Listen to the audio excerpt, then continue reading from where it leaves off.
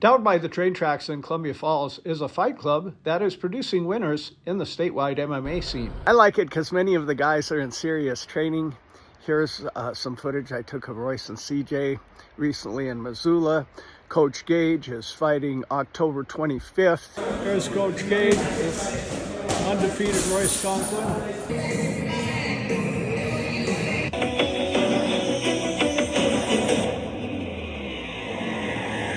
Here Coach Gage is yesterday, and he lines up these guys and he goes nonstop grapples for God knows how long. Coach Gage is preparing to fight at the fairgrounds.